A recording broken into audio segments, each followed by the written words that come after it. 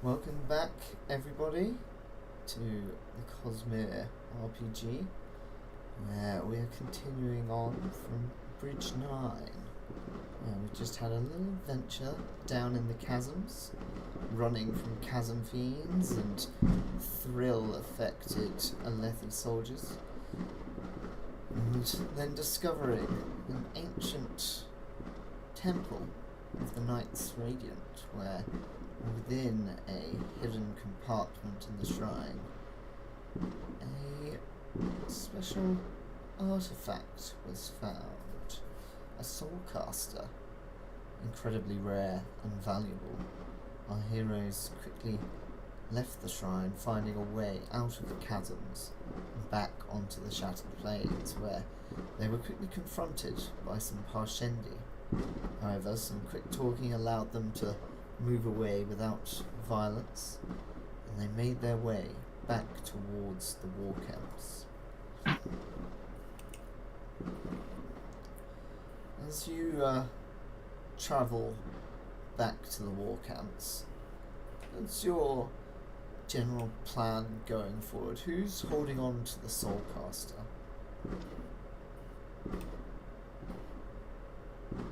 I believe we gave that to her brightness. The bright lady. Yeah, I personally don't feel trusted to hold it, and I definitely don't think Ilexius should have it either. No offense, I love him, but he shouldn't have it.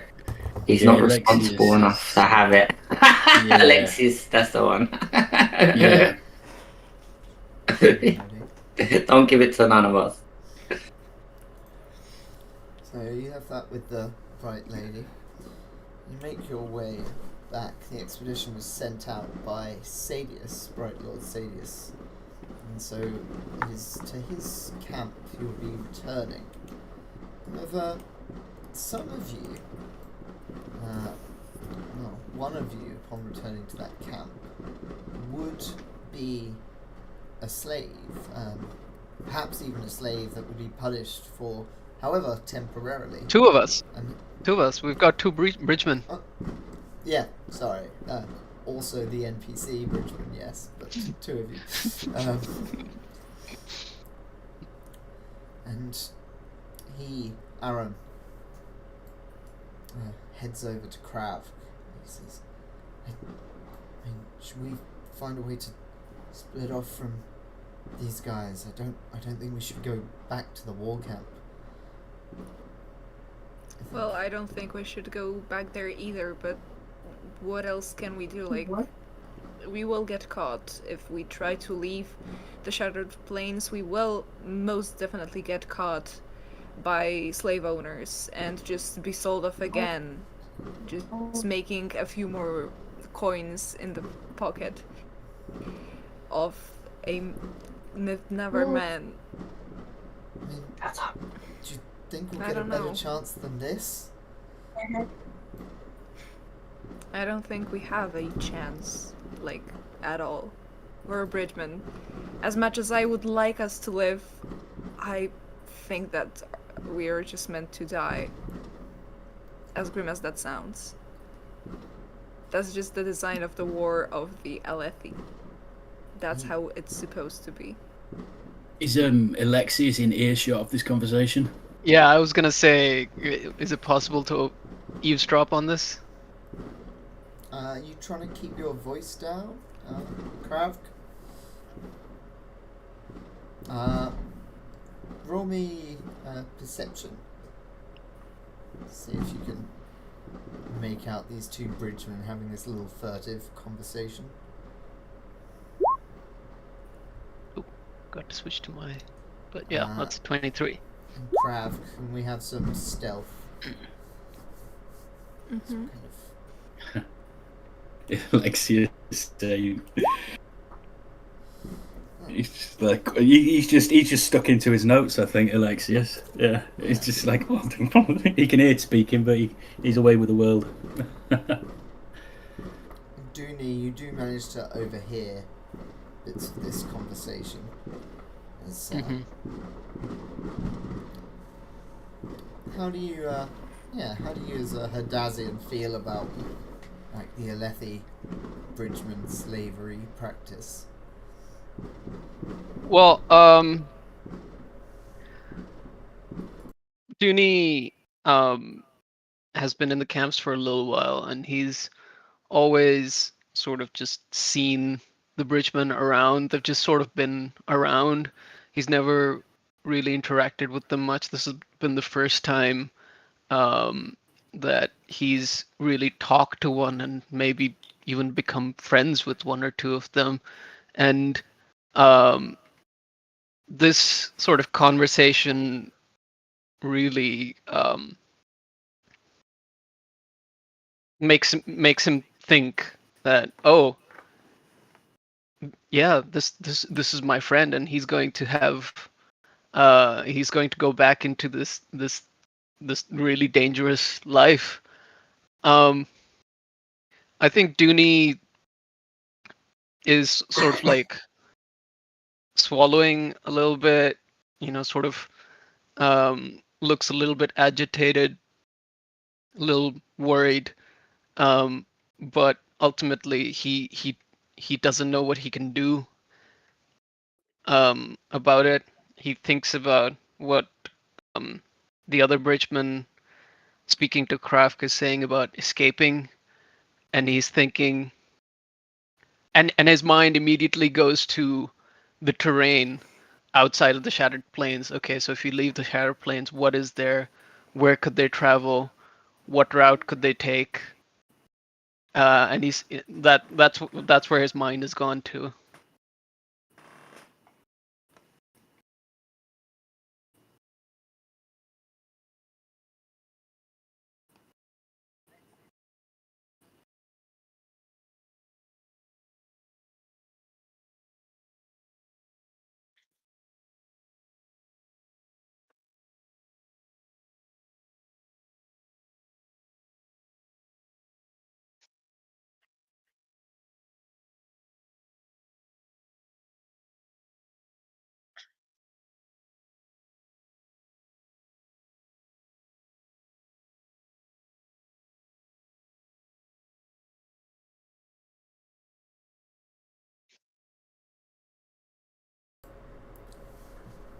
And yeah, so she's just there, kind of going over this Soulcaster, Bright Lady, with the two scholars, or semi-scholarly people left with the expedition.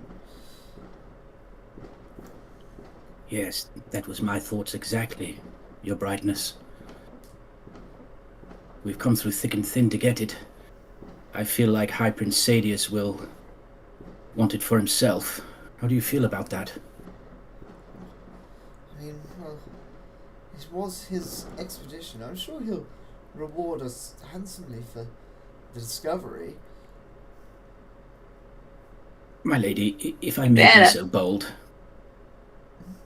Krahvk and the bridgemen that survived, I do feel they deserve an ear in the High Prince's... a word in the High Prince's ear. They have been... I mean, they were very resourceful fellows for a couple of Give a little slaves. word for them. Yes, Your Brightness. Very helpful, of course. I don't think we'd have made it nearly as far without them. I don't think we'd have survived. I put it quite lightly. They did a lot. Maybe, if I am being too bold, please help me not to presume so. But I do think that maybe with this token, if we were to give it to High Prince Sadius, we could maybe barter a bit of freedom. For at least the two that have survived, the rest who perished, they cannot no longer tell their story. We can tell it for them now. I Hell hadn't yeah. thought of it, but you're right. I surely would have perished without their help. I will speak to Sadius and ask him if not as a reward for recovering this Soulcaster, perhaps I can purchase them from him. I leave it in your capable hands. Thank you, Brightness. No worries, my dear scholarly friend. Take care now.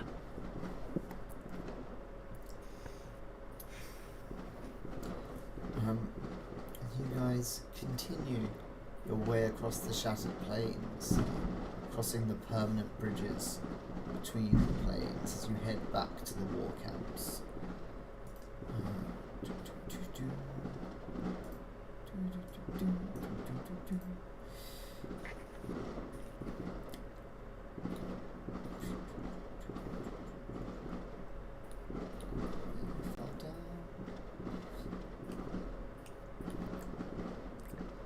Turn to Tozbek as well, and I kind of say, you know, good friend, it was very nicely handled back there. The way you tried to talk to the singers. I think there is a certain talent in you that you've not yet uncracked. Maybe the Almighty himself has guided you in this way. I'm not much of a believer myself, but I do think you could really become a good part of this crew. Of course, if you were willing to stay. I mean, that's mighty kind of you, young Alexius. As you know, I traveled the world mighty far and mighty wide, and the Lord is always with us. And I suppose in my age and wisdom, this is like a speech, yeah. What was I saying? You want me what? Stay with you? Yeah, man, we can hit the road again. I think me and you get on quite fathomably, and I like the other two. They keep us safe, right? We'll stick with them. The hunter, I like Gallivanting the hunter. swashbucklers.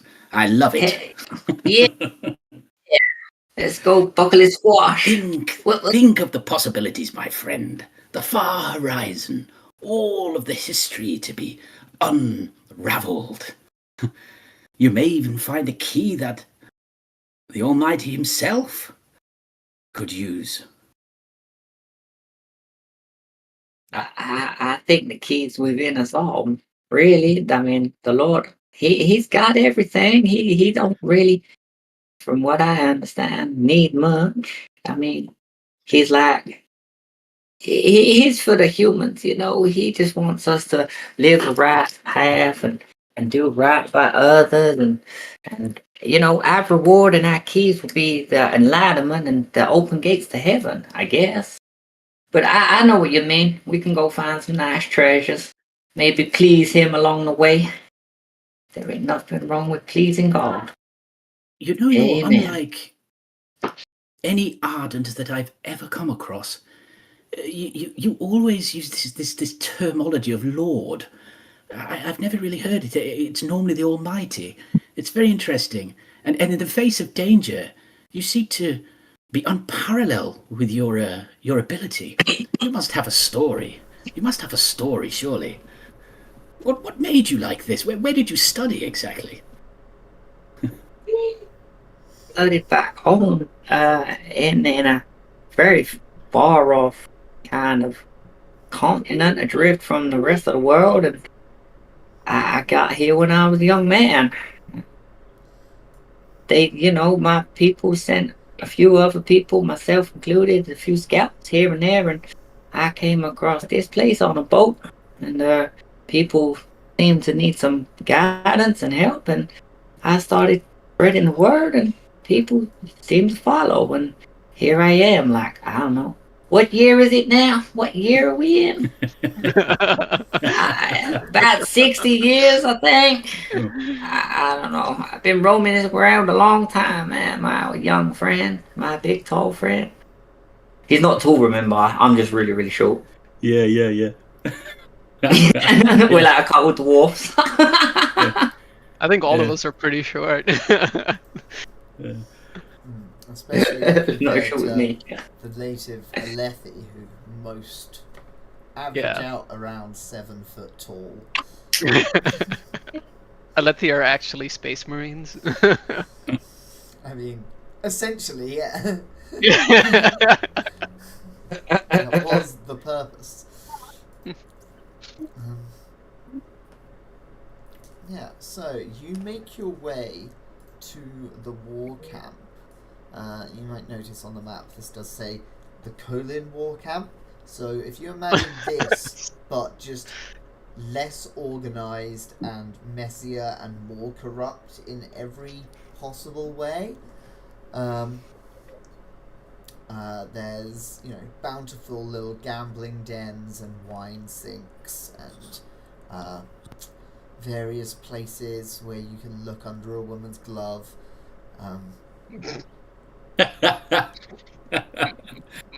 Oh, how dare you!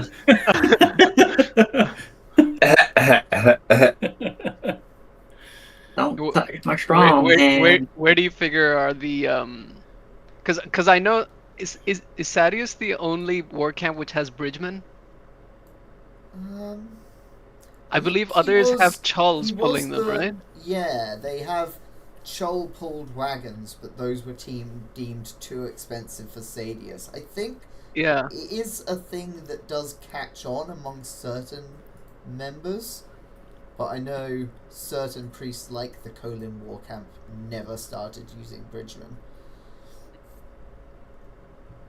Would you say, like, just out of curiosity, where would you say the Bridgeman areas are? Like the slave areas, I suppose. So they would be near the latrines. Naturally. Standard. And don't forget the pit. Yeah. Oh, yeah, the pit. Yeah, the pit.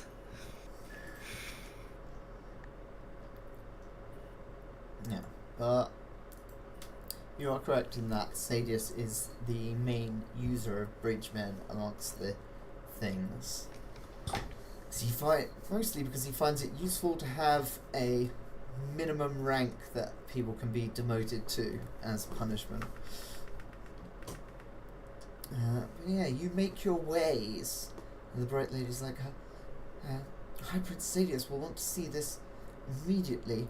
And you get to the guards, and the guards at the gates at the entrance to the war camp, they have you escorted to High Prince Sadius. And when you're approaching this large kind of earthen stone building that has been soul cast into shape, this fortified space, these heavily armed Alethi soldiers guarding it, all wearing Sadius's glyphs and colours, which I definitely know, but so do you, so I won't say them here. You see this short blonde man with wide, horizontally set eyes. He's wearing these strange garments, and one of the guards is holding him by the arm. He's like, I need to see the High Prince. I need to talk to him about the desolations. And the guard's like, shove off, will you? And he pushes the guy onto the ground. He's like, if you don't clear off, I'm going to kick the shit out of you.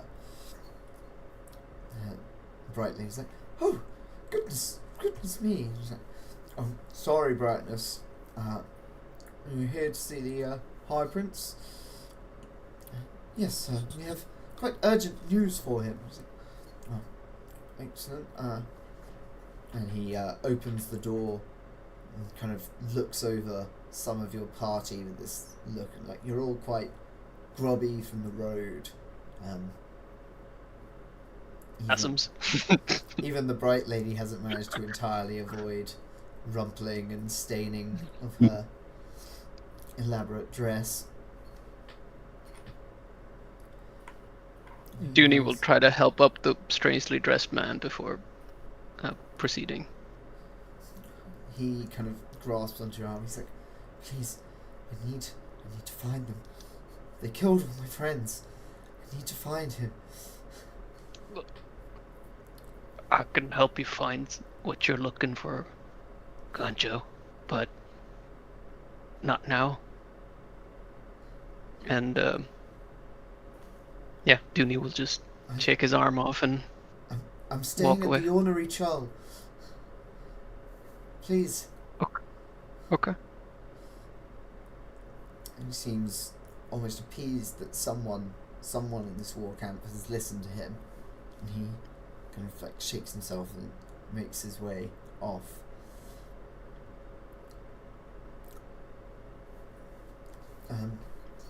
As you enter the centre of this fortified building, the Bright Lady talks to the guards outside of Sadis's door, and one of them nods, and eventually, after a word from inside, the door is opened, and High Lord Sadie, High Prince, I keep saying Lord, is there, shoulder length, like dark brown hair, his cruel cast to his face, furrowed brow, and frown lines, wearing these green military coat that is kind of unbuttoned and garish and overly ruffled.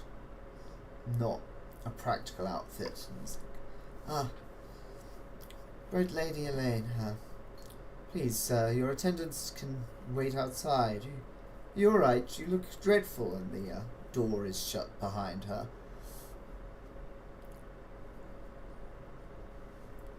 And you are... The guards kind of watch the four of you, this kind of... It's like condescending frown. Dunie will what's the appropriate thing here? Is it to bow or kneel or something? Given that we're or salute? A salute could be appropriate, yeah. Yeah. So yeah, stand at attention, salute. Not a Alethi, but I'm a scout here, so part of the organization. Yeah. Krahvk looks down on the floor and just like pretends he's not really seeing the guards. Like he's just trying to awkwardly not have a contact with the guards because he feels very out of place. Ilexius is by the side of Krahvk, keeping a close eye. Yeah. He's not straying too far from Krahvk. Side by side, I should say. Mm-hmm. And he will give a courtesy rather than a salute. Say nothing.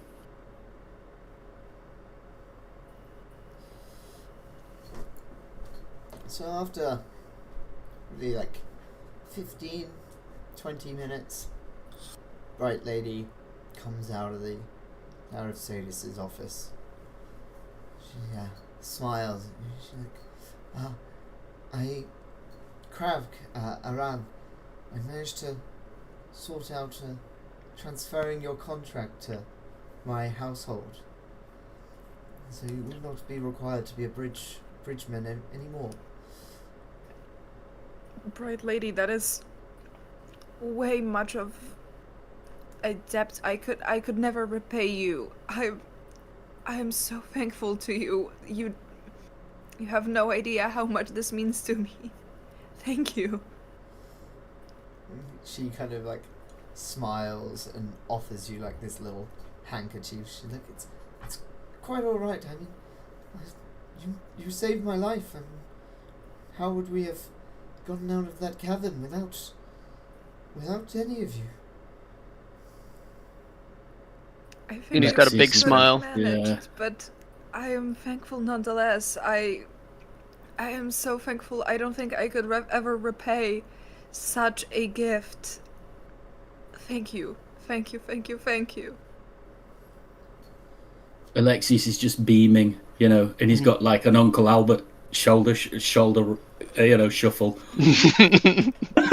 You know what I mean? Beaming. He's really happy. Thank you, Bright Lady. This is great news. You saved us. I mean, it's the right thing she should have done, to be honest. If she didn't do it, I would have been stressing. So. I mean, thanks and all that, but, I mean, you done the right thing. Well done. Would you want a pat on the back? The Lord is with you.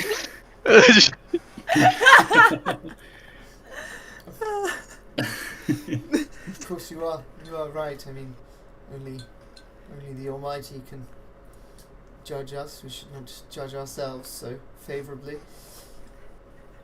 Amen. Took the words right out of my mouth. You want to come to church on Sunday? You could give the sermon. Well, I just told you it's Sunday. I think celebrations are in order. Hey? Most definitely. Yeah. Come back, he takes throw out, a little party, yeah, send a donation plate around. You know how we he do. takes out the mark and says, and passes it over to Krahvk and says, "There you go. Drinks are on you, my friend." And gives it to Krahvk and says, "I told you everything would be okay. You stick with me and we form a right motley crew, eh?" We definitely are. Thanks you. We are? Thank you. We again. are? And yeah, drinks are on me then. Can I come too?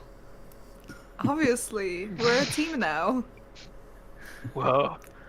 Obviously, depending on what my fair lady deems for me now as my task. Quite right. Yes, I forget myself.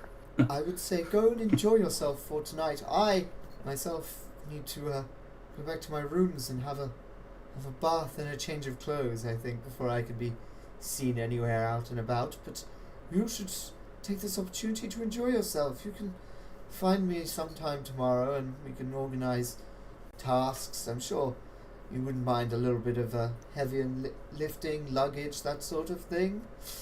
Absolutely not. That's what I've been doing for the past months.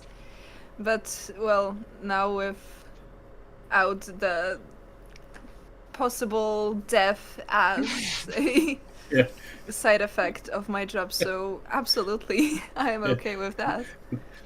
Yeah. Promoted from lifting like 16-ton bridges to a bit of light luggage. Yeah, I'll take it any day, mate. Yeah. As Ilya mentions freshening up, Dunie sort of sniffs himself and says, thinks to himself, "Yeah, I need a bath as well." And then he looks over at Krahvk and the other Bridgeman and says, "Do you have a place to stay?" Well, we used to stay in the slave camps, but now we will probably stay somewhere in the Fair Ladies camp, I think. Your Brightness, where can we stay now, actually? You can stay with me for tonight. Yeah, I think that would... And she kind of gives you direct... Valet, set up a tent for the two of you, if that's alright. Absolutely. If you need some more time, we can... But I like him to keep me alive, so I ain't gonna tell him it. I mean, I didn't say Rick, young man. I said you shriek. Yeah. It was Judy over there. Yes.